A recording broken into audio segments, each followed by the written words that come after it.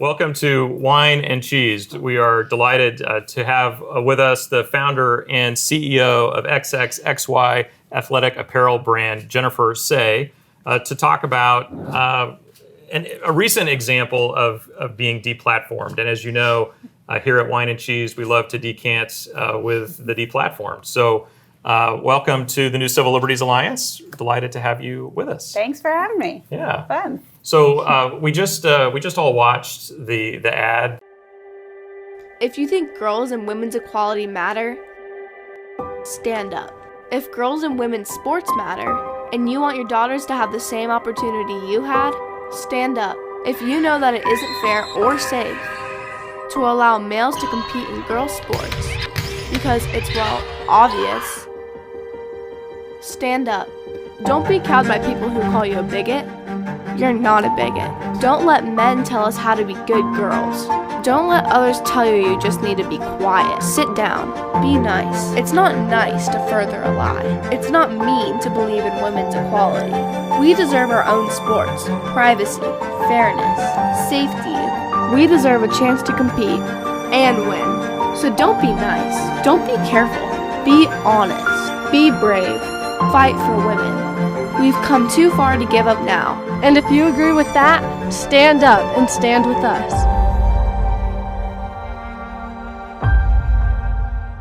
That got not just the ad banned from TikTok, but your entire company permanently banned from TikTok. Do I understand that correctly? Well, we're allowed to have a free account handle. We are banned permanently from advertising on TikTok. Gotcha. Okay. So our advertising account was banned. And what was the explanation for that? It said we violated the advertising policies. They didn't say what policy, but it did say that for offensive content. So what was offensive about the ad? They did not specify what was offensive. I think we can all, perhaps glean what they think. I mean, I suspect it was not a human. That there was some sort of, we got caught up in their, AI algorithm. I suspect potentially that a bunch of people complained and said it was a bigoted anti-trans ad. They don't look at the content. They just say, 27 people complained. We're going to kick you off until, that's, they didn't say that to us. They said you're kicked off. But yeah. We're permanently suspended. And, for us, a very new brand, we've only been around 3 months. So it's not like we have a lot of followers. The way we can get followers and the way we can get reach is through advertising. Right. But I sort of did you a favor in the sense that, did I see that 3 million people have seen it's the a lot ad? more than Is it that up now. more than that now? Yeah. So how many? I mean, they did, but it's because we made lemonade out of lemons. Sure. I don't mean that they really did you a favor, but it had this nice side effect. We made the most of it.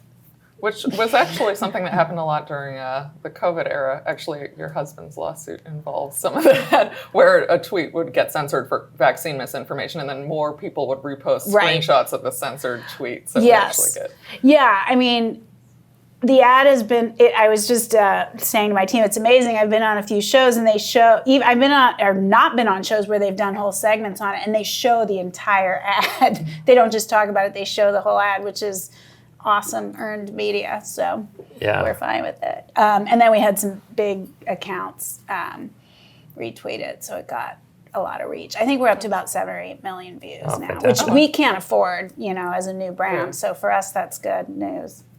So tell us what led to the starting of the brand. Well, I sort of found myself wondering what I should do next. And I have a strong belief that we all need to use the, skills that we have to influence and inform. And people over the last 2 years had asked me if I wanted to run for office, which sounds terrible to me. But I like building brands and running a business. I like the right and left brain of that. So I just had a kind of a light bulb moment where I realized I could combine my background as an athlete. I was an elite gymnast and national team member as a young person. And my business experience and fashion experience and my penchant for saying true but sometimes controversial things into this business idea. You've come to the right place to say true but controversial things. Yeah. Not everyone's willing to do it, as we all know. So it just sort of I came to the idea with a friend who now works for the company also, and it just sort of felt like kismet in a sense. It was like, well, what else would I do now? Of course, this is what I would do now. Now, I will admit, doing a startup at 55 is not what I had in mind for myself. I had sort of a big, cushy corporate job that I could like ride off into the sunset, but that's not in the cards for me. So, what's the philosophy underlying the company, or what's the? So it's called XX+XY Athletics. We are the only athletic brand to stand up for women's sports and female-only spaces. It's not just the only athletic brand, we're the only brand. And as I looked around at all the athletic brands, they do make much ado about championing female athletes, and they all do a big campaign in Women's History Month, and none of them actually is supporting women in this particular issue of allowing males into female spaces and female sports. And in fact, Nike, the big kahuna in the room, is known for treating women with just astonishing disregard in general. So I felt like, and all these athletic brands, they're all run by men. There are no, there's one, Athleta, female-led athletic brands that actually stand up for women. So I thought, well, that's an opportunity. No one else is going to do it. They'll all be too scared. So what matters most to you? The ad talks about preserving privacy for women, preserving fairness and safety. I think those are the three main things that are mentioned. How have you seen, which of those is the most important, or are they all important, and how do those figure into your advocacy? I would put one ahead of all of those, which is truth. And in this age of sort of truth being subjective, striving for objectivity and truth is of the utmost importance. And I think the thing that is so destabilizing about this to me is this like lie that underpins all of it, which is that male and female bodies are the same and that sex is not binary. That's not true. That's a lie. XXXY. It's XXXY. XX chromosome, XY chromosome. Okay, obviously, there are chromosomal abnormalities, and I get a lot of notes about those. I know that, but those are abnormalities. Right. And a very tiny percentage. It's less than 0.1%. And you know what really has happened is moms of children with those chromosomal abnormalities have reached out to me to say, we are on your side. We resent the fact that this movement is using our children to say that sex is not binary. They feel that their children have been used. Right. Because they would agree that sex is binary. And I imagine your background as an athlete also made you more passionate about this question. Yeah, absolutely. I mean, then there's just the strict business aspect of it, which is the fastest growing category within the apparel industry is athletic apparel. It's growing 6% a year. Nothing else is anywhere near that. Everything else is either shrinking or flat or up 1%. So there's this sort of practical aspect of it. But the other thing that kind of inspired, yes, I care about the truth. I care about sports. I was a beneficiary of Title IX. I started gymnastics just 2 years after Title IX was legislated. But I also, when I look around in the business community, you hear a lot about this parallel economy, and I reject that. Like, we should not accept being relegated to a corner or a parallel economy. 70% of Americans agree with what we're saying. Why am I parallel? They're parallel. So I think we're part of the regular economy. Yeah. And we should be competing with Nike. I actually don't know exactly what the parallel economy is. Okay. Have you heard of Public Square? Vaguely. I have, yeah. Okay. Yeah. Do you want to explain? Or there's like Black others. Rifle Coffee or something like that. I mean, there's these brands that only appeal to conservatives or only appeal They're sort of pushing back patriotic. They push back or on the kind of excesses of woke capitalism, I would argue. Black Rifle is a very successful example. Veteran run, I think 80% of the employees that work there are veterans. It's a very high quality product. A lot of the parallel economy brands are not high quality products. They're gimmicks. Yeah. And I don't want to call anyone out. You don't have to. I'm glad people are doing it. But our yours goal isn't a gimmick. It is not a gimmick. It's great product. I've spent 30 years in the industry. If we had really gimmicky product, but it wasn't high quality, people would buy it once, but it would not be a recipe for long-term success. So our goal is to make product on par with Lululemon and Nike and all the best brands in the world, so people come to us over and over again. And to put out marketing that is inspiring and elevating, not, okay, here I will name an example, like the My Pillow ads, which I don't think anybody would say are inspiring. Or I'll knock somebody. I mean, Gillette had the ads that were sort of like making fun of men for being men kind of thing, which I thought was a really weird thing for a company that's selling razors to men. They were trying to counter whatever messaging they'd been in trouble for. But there's, Jeremy's Razors is an example. That brand, I believe, came about to push back on that Gillette instance. Right. Well, I think also that maybe they had an advertiser. I think this is at the Daily Wire. I think they had an advertiser who stopped advertising with them, and they said, "Okay, well, fine, then we'll come up with a product to compete." Yeah, I mean, I've never bought Jeremy's Razors, so I don't know if it's a high quality product or not. But the ads are funny. But then they did a beer and a chocolate, and they like raced to market. Like the beer was in response to Bud Light. I don't know what the chocolate was in response to. Probably like Pride M&Ms or something like that. I'm not sure. I'm making it up. The chocolate's good. I've had the chocolate. But anyway, there are these brands, and I commend folks. A lot of times they are people that are tired of feeling like ideas or values are rubbed out, being rammed down their throat by like Skittles, but they don't have the expertise to actually make a great product. Skittles did clear. Did you hear about those? No. I think it's this month. So for Pride Month, they did white or all white clear Skittles. They took the rainbow out because rainbows are for Pride. Oh, that is very Really weird. stupid. So stupid. It's really dumb. Anyway, so there's this burgeoning parallel economy, and Public Square, which is a marketplace, so sort of like an Amazon, but it's mom and pops and very patriotic brands. And I mean, it's cool. They just went public. It's very successful. They're the sort of hallmark within the parallel economy brands. So how's it going? It's going really well. I mean, we're only 3 months old, but getting banned from TikTok was really good for us. We had our best week ever. Thank you, TikTok. And our best day ever.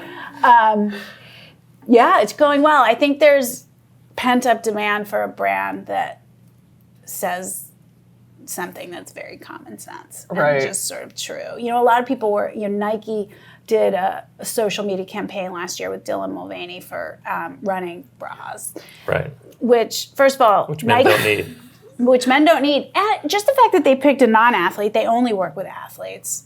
So they picked a non-athlete with no boobs to market a running bra. It was just such a offensive. It was really stupid. And I think a lot of people were mad about it, but they didn't feel like they had another option. Yeah.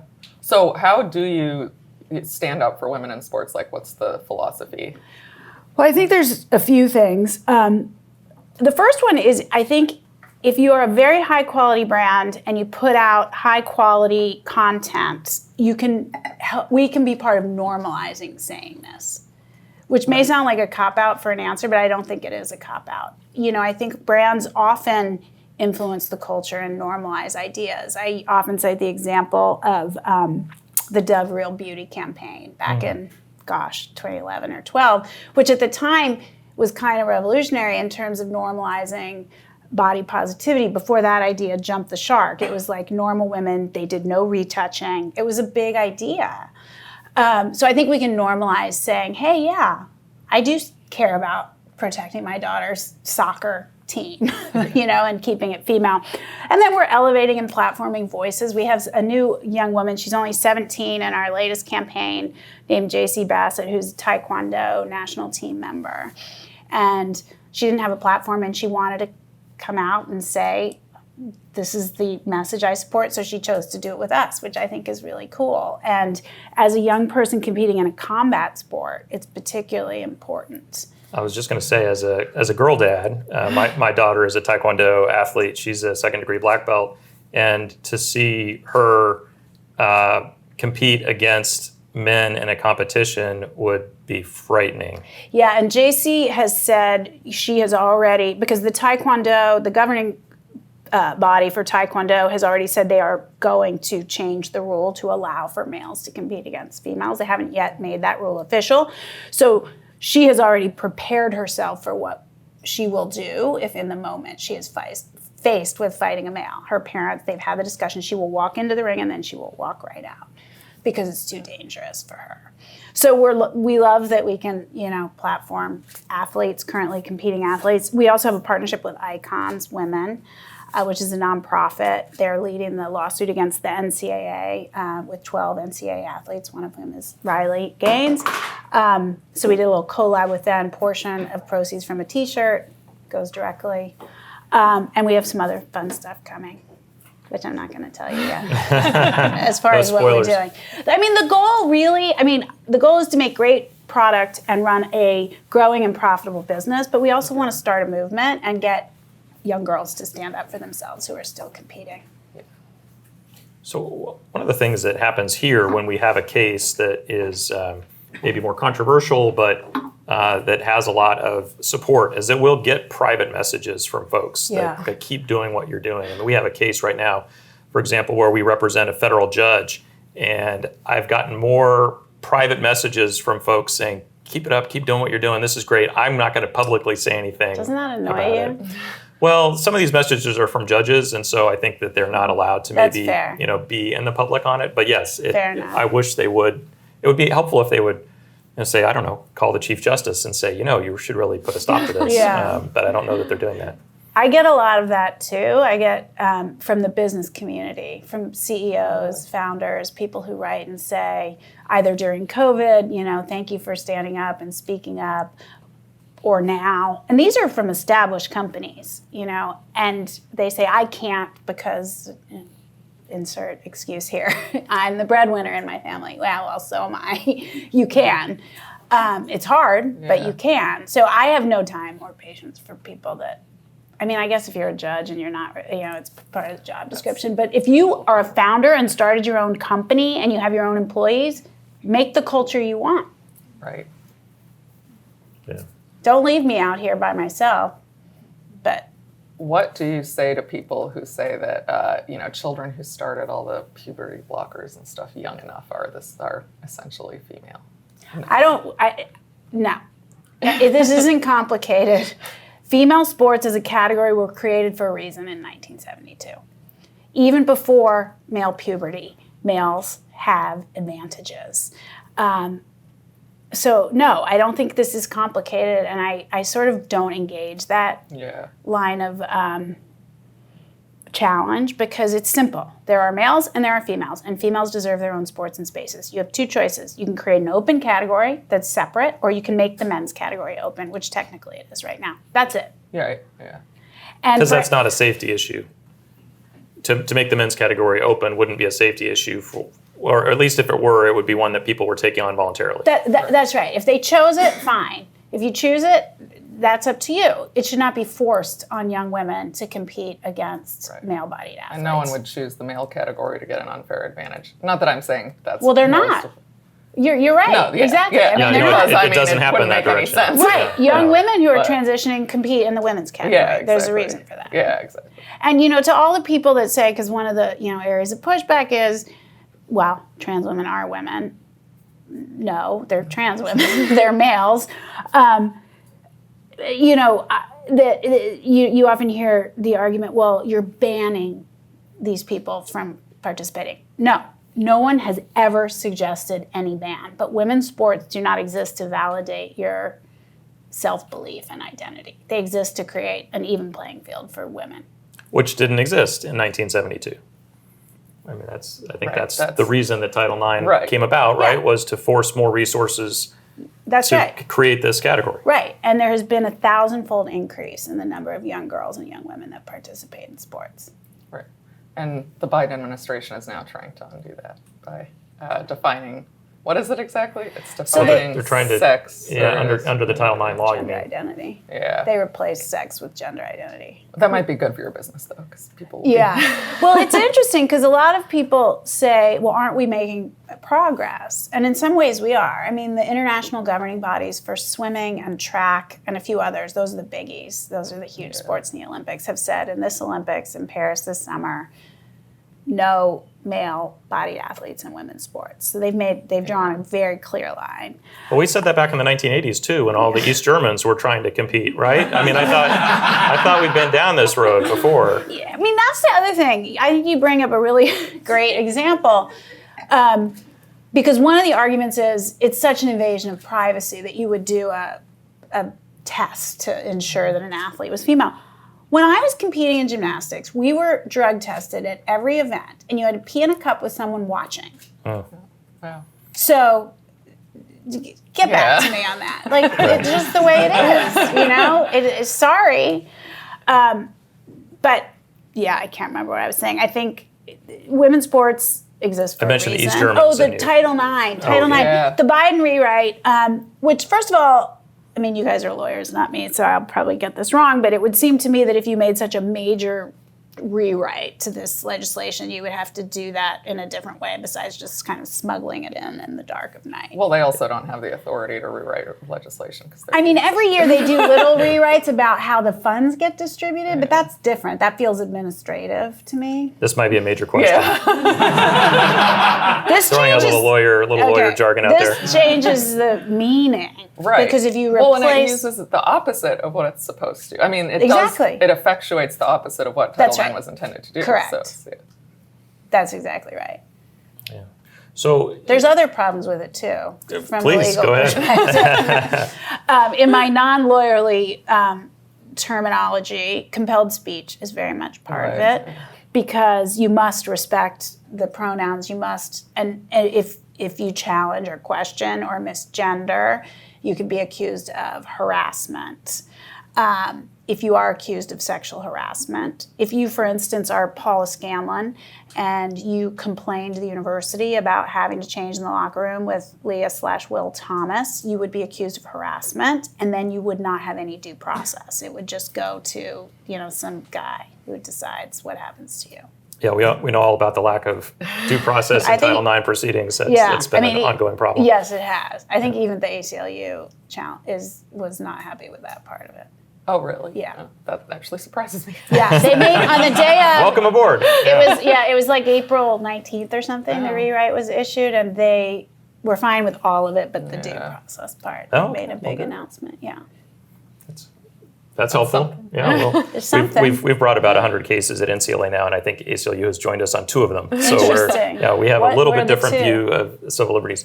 One of them was about one of them was your case, the Hogue case. Hogue, out in California. They did not join on the Murphy, Missouri versus Biden, the federal censorship. Hogue as in Tracy? Yes.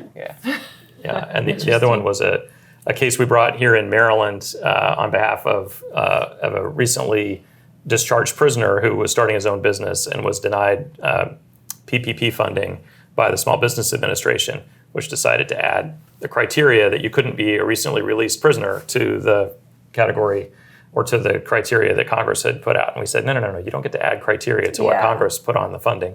And so we were able to secure PPP funding for Interesting. They seem to have abandoned their post. The ACLU. Yeah, but they were with us on that one, so I'll have to. Okay, give them a little props. They're with you on the due process for the Title IX I feel like they do just enough, though, so then they get, the court will say, well, see, they did agree on this, so maybe you're wrong about all of the other stuff. They're fine with misgendering being harassment. Yeah, and compelled speech. They seem to be perfectly totally fine with compelled speech, which is a huge issue. I mean, particularly on college campuses, for students to be forced to say something they don't believe in order to. And then if the university doesn't discipline them, they could lose federal funding.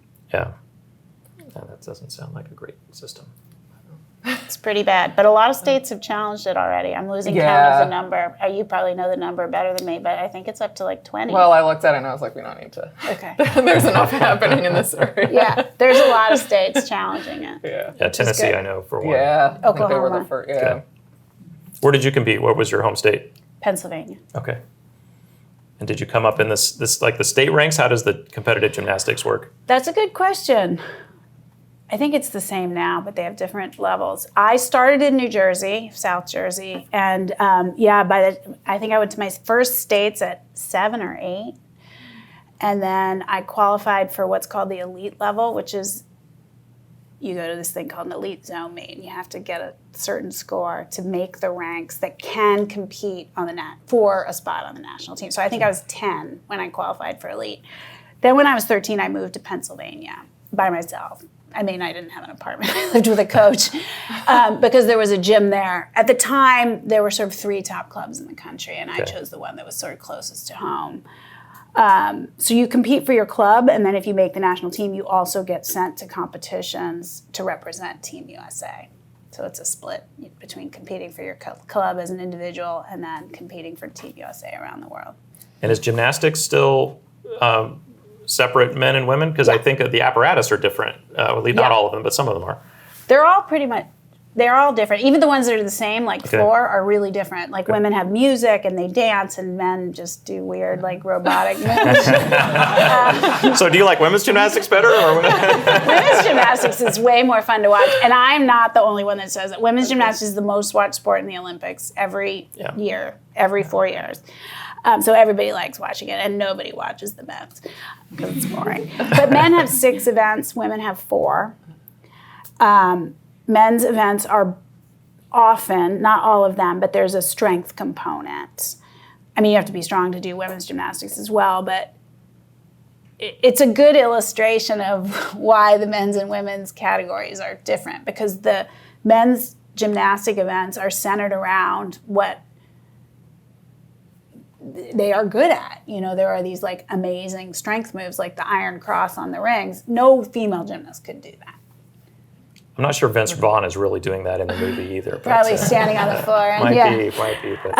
And the men don't do balance beam, which the women do. The women's events are more driven off of sort of grace and flexibility, although now it's all very, what would the word be? We call them tricks. Well, we call them, you actually call them tricks, which sounds funny. Acrobatics? But the skills, the very difficult acrobatic skills, that really drives even the women's now, whereas there used to be much more of a grace and flexibility component. They've sort of done away with that, which I actually think makes it more likely that a male could enter women's gymnastics, which the official policy of USAG is that you can compete according to your gender identity. Oh, wow. Has anyone ever done that? No, but I always thought that it wouldn't be possible because the women's events were more sort of constructed around these other female strengths. But lately I've seen on social media males who compete within the NAIA in women's gymnastics. So it makes me worried because they're really good. Yeah. They're better. It would take away scholarship opportunities, right? That's one of the right. concerns that I've heard expressed. Yeah. I mean, there have been close to 600 examples in the last few years alone of males taking trophies, medals, team bursts, scholarships, endorsement deals away from female athletes. So it's not, as people always say, it's such a tiny number. I don't think 600 is tiny. No, and then there's the locker room issue. And then there's the injuries. Oh, yeah. Which we saw in the ad. There's a couple of examples of women being injured playing female sports. Yeah, one of the better known examples is a young woman by the name of Peyton McNabb who was playing volleyball, and the ball was spiked into her face by a male player, and she had a severe concussion and brain bleed, and she still, this was just 2 years ago, she still suffers from cognitive challenges. She was a really, really good softball player and was expecting like a D2 or D1 scholarship. She can't really play sports anymore because of the injuries. I would think that would be enough to say, okay, this can't happen, but apparently not. Yeah, you would think reasonable people could agree at least on the safety issue. Yeah, I would have thought that a few years ago, but... I don't think reasonable, where are these reasonable people you speak of? Yeah, I mean, sports are dangerous enough. Yeah. I think we owe it to the athletes to take out any unnecessary risk. Yeah, for sure. Well, I know we probably don't want to harp on the past too much, but I do think your background in terms of how you ended up starting this company is relevant to the discussion. Yeah, I mean, it started actually back in 2008. Should we show the book here? We can. I'm going to go one book back. Oh, okay. Oh, yeah, please. So I wrote a book in 2008 called Chalked Up, which was a memoir about my experience in gymnastics. And it was the first-person account of the abuse, the emotional, physical, and even sexual abuse in the sport. You would think that wouldn't be controversial, but it was very controversial. You were not supposed to say these things about respected coaches, including the Olympic team coach from 1984. So that was my first real dragging across the internet. I was redeemed. Well, and you produced a documentary as did. well, right? Yeah, 12 years later, Athlete A. 10 years after I wrote the book, Larry Nasser, who was the former team doctor for Team USA, who sexually assaulted over 500 athletes over 30 years, that kind of blew the doors wide open. And the movie is really, from my perspective, about it connects his crimes to the broader culture of abuse, because USAG wanted everyone to believe he was one bad apple. No, a lot of bad apples, because the culture is really rotten. So that was my first time kind of saying a true but inconvenient thing that got me in a lot of trouble. The second time was COVID, which is how I met Jenin. I was, from the beginning, I was not okay with school closures, is what it amounts to. And that did not go over well in San Francisco. Yeah. And then, as you might imagine, I tweeted the Democrats for DeSantis photo with you in it. And that was like the end of my. Thanks, Jenin. I mean, that's fine. You asked me if I wanted this to. brand effectively. Well, you asked me if I wanted to be in the photo, and I was like, yes, why not? It was in front of our Obama poster in our house. It was not of popular opinion in San Francisco, and I think probably, like Jenin, when I started to question the policies, I didn't totally realize, and it's my naivete, I think, that gets me into trouble. I didn't totally realize. Like, I thought common sense would prevail. Yeah. Quicker. Yeah. I don't think it has yet. Do No, you? it hasn't. Okay. No, I don't think it has yet. And then by the time I realized, a few months in, that it was really controversial, I was like, well, screw you guys. Like, now I'm going to keep going. You can't tell me what I can and cannot say. And you were basically just saying schools shouldn't be closed. I was very focused on schools and playgrounds. And any restrictions to children. Yeah. You weren't like telling people to go run around nursing homes or something. I wasn't. I really limited my, my pushback to the things that impacted children, because I thought if I was very focused on that, I thought kids were something we could all agree on, and maybe that would be like the gateway drug, and then we could talk about the other stuff too. But kids in schools was one of the most polarizing aspects, I think. And trying to keep the toddlers masked, right? Which that was upsetting to me also. Bizarre. I mean, my daughter was only 3 when it started. So by the time she was 5, she'd spent half her life really just seeing the adults around her masked. That's not a good way to grow up. Anyway, we ended up having to leave San Francisco. I lost pretty much all my friends. Fractured family relationships. But, I feel like, I don't know what I could have done different. It seemed like the right thing to do. I stand by it. Deny the truth. You could have denied the truth, right? That would have been. Or just been quiet and waited for it to pass. A friend visited us recently. We live in Denver now. And he said, well, I agreed with you the whole time, but I wasn't going to, risk everything. I was like, you're the problem. I do think there was a massive, I think in the very beginning, almost everyone was terrified, except for a few of us. There wasn't any data, right?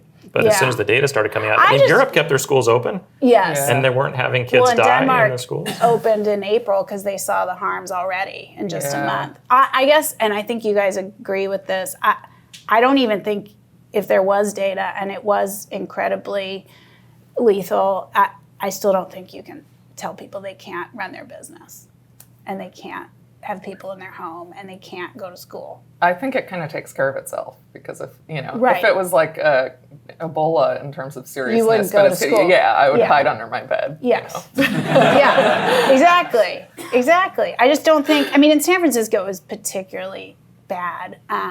Neighbors were told, see who's it was like the Stasi in East Germany. People were calling on their friends and neighbors if they saw someone coming in their home. I went on a picnic in Golden Gate Park when they allowed us to go outside in groups, but only with your household. And I have 4 children.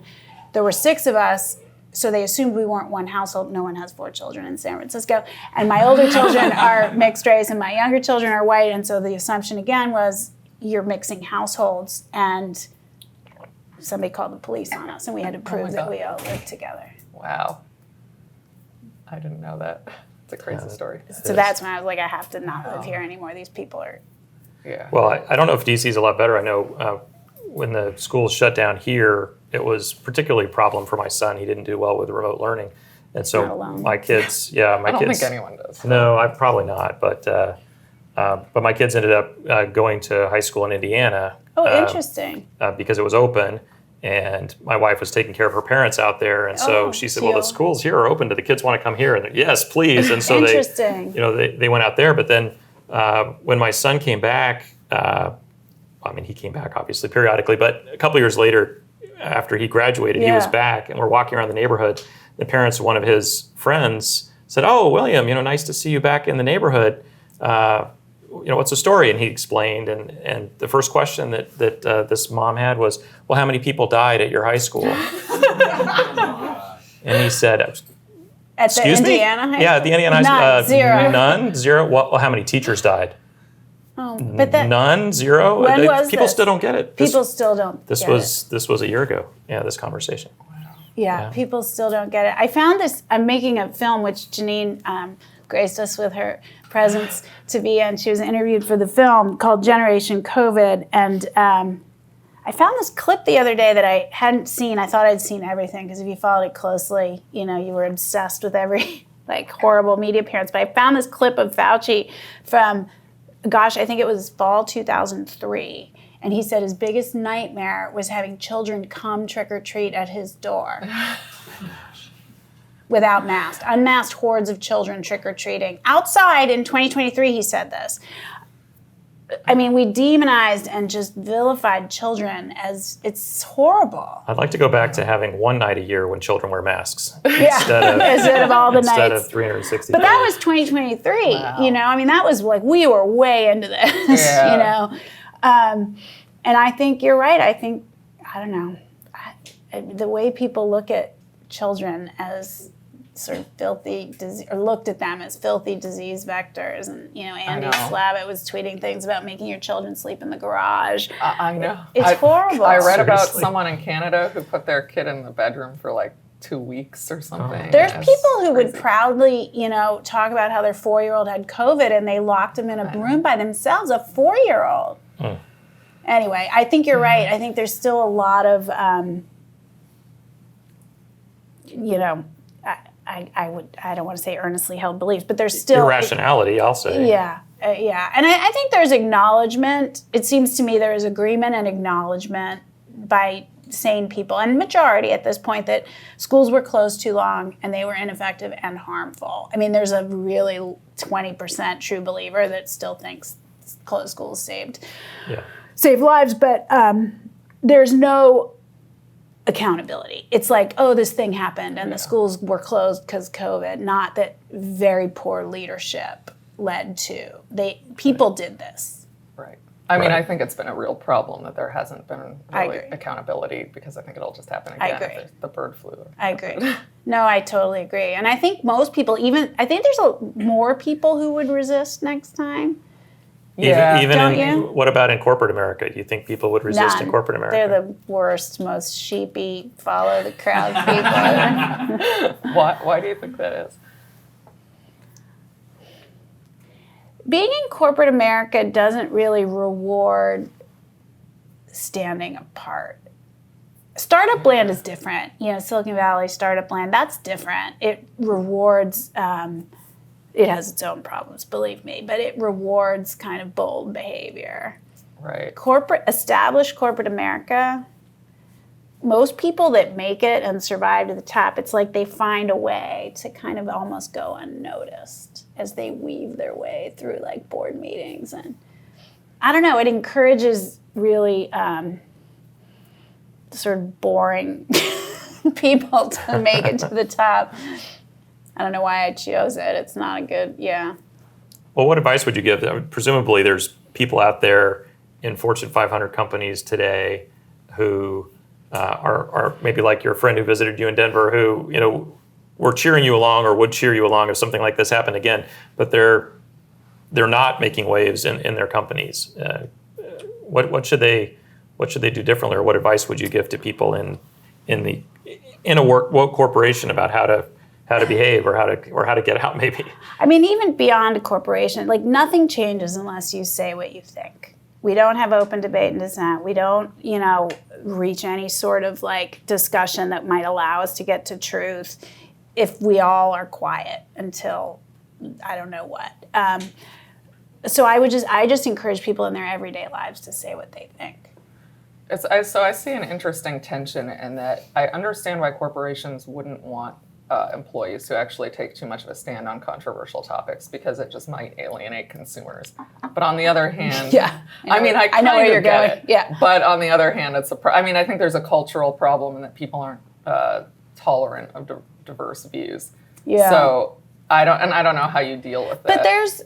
Look, companies are taking controversial stands. Well, they just don't think they're controversial because everyone they know agrees with them, and it gets them clout. Right. And they want to be seen. They don't want to be seen as greedy corporate people, which 20 years ago was fine. Everybody knew if you went into the business world, you liked money. I mean, that's what people assumed. Now, these folks pretend like they've done it because they're social advocates and this is how they can make a difference. Right. But they don't.